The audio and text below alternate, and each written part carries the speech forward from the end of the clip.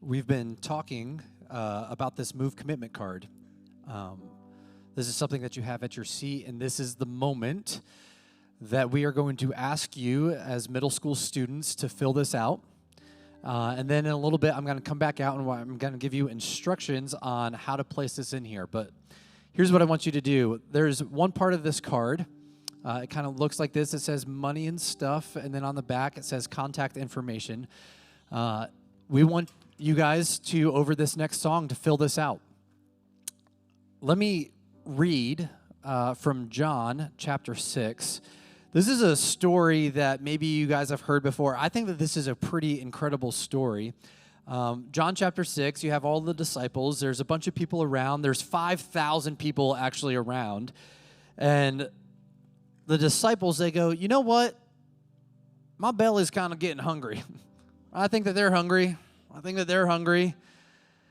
And then someone says, well, where can we even buy enough food to feed all these people? Philip replied, well, even if we worked for months, we wouldn't have enough money to feed them. But then Andrew, Simon Peter's brother, spoke up and said, well, hey, here's a young boy here with 5 barley loaves and 2 fish. But what good is that going to do with this huge crowd? What good is that going to do? Well, it did a lot of good. When this young boy was approached by Jesus, Jesus said, hey, can I have this so that I can do something for this entire crowd? You can't do it, but let me do something with this. And he multiplied that food to feed 5,000 people. But you have a young boy that's a part of this story that had to say, yes. He could have said, no, actually, I'm pretty hungry. I'm going to keep this to myself. Like, my mom made this barley loaf. It smelled great last night. It's mine. But what he did was he said, no, go ahead. You have it. And he trusts Jesus to do what Jesus could do. And it went and it blessed 5,000 people. Here's what some of you guys are going to do this morning. You're going to fill out this commitment card.